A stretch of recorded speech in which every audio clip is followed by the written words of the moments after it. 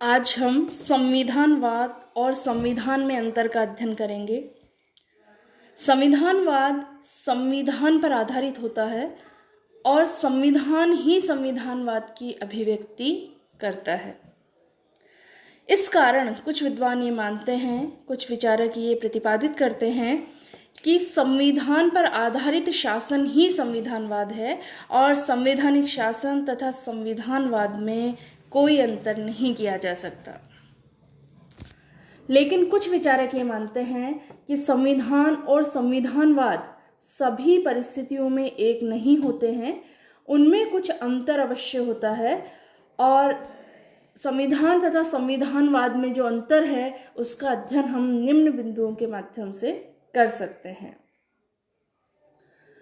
सबसे पहला, परिभाषा की दृष्टि से अगर हम देखें तो जहां संविधानवाद विचारधारा का प्रतीक है, वहीं संविधान एक संगठन का प्रतीक है।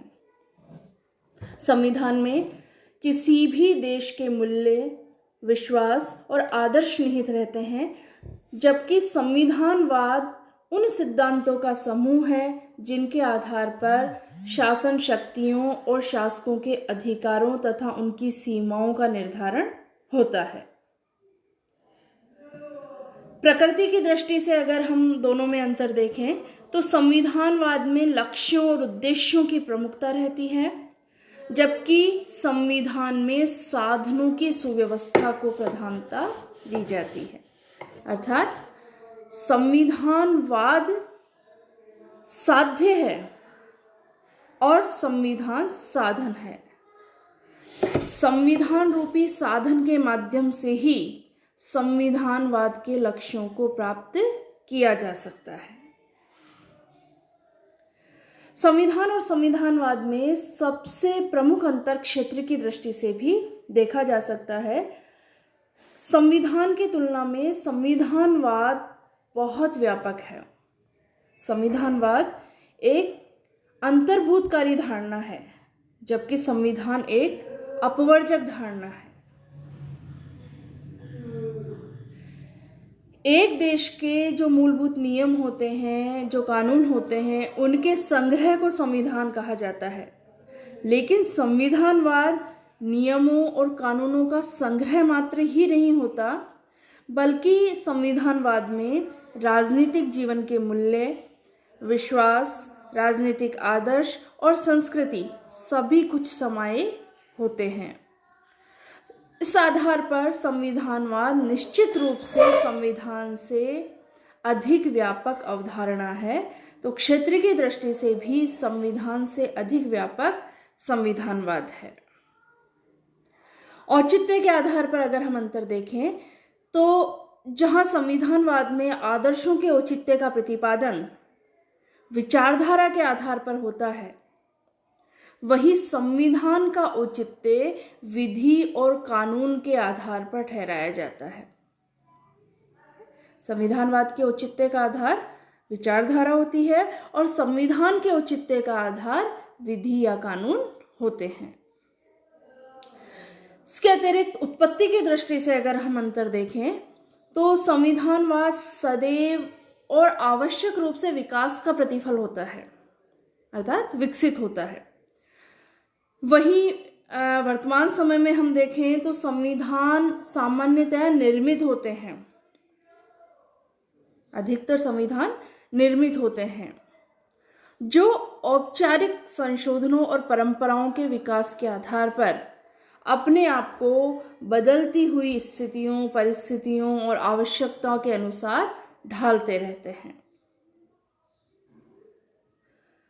प्रत्येक देश का अपना एक अलग संविधान होता है, जिसे अन्य संविधानों से कुछ विशिष्टता प्राप्त होती है। लेकिन प्रत्येक देश का अपना एक अलग मौलिक संविधानवाद नहीं होता। संविधानवाद की 2-3 अवधारणाएं ही बतलाई जा सकती है, जैसे पाश्चात्य संविधानवाद, साम्यवादी संविधानवाद और विकासशील देशों का संविधानवाद। ये 3 अवधारणाएं संविधानवाद के संबंध में बताई जाती है।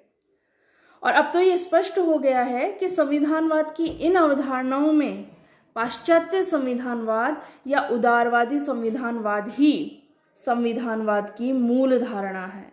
अर्थात प्रमुख जो धारणा है वो पाश्चात्य संविधानवाद है, जिसे उदारवादी संविधानवाद भी कहा जाता है।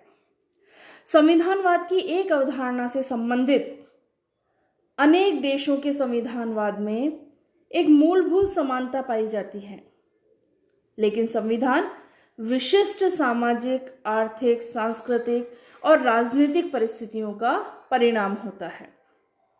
अतः प्रत्येक देश के संविधान की अपनी एक अलग पहचान होती है, अपनी एक अलग विशिष्टता होती है। संविधान और संविधानवाद में जिन अंतरों का अध्ययन हमने किया, अंतर होने के बावजूद भी संविधान और संविधानवाद एक दूसरे के सहायक हैं, एक दूसरे के पूरक हैं। संविधान संविधानवाद का मूल आधार होता है और संविधान के बिना संविधानवाद की हम कल्पना भी नहीं कर सकते।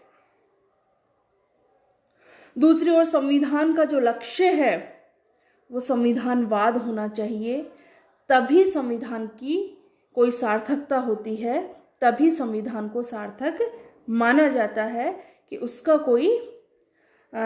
जो लक्ष्य है, संविधान का लक्ष्य, वो संविधानवाद होना चाहिए। तो दोनों में, संविधान और संविधानवाद में अंतर भी है, लेकिन अंतर होने के बावजूद भी दोनों एक दूसरे के सहायक हैं, दोनों को एक दूसरे की आवश्यकता है। संविधान संविधानवाद का मूल आधार है, तो संविधान का लक्ष्य संविधानवाद के द्वारा ही सार्थक होता है। धन्यवाद।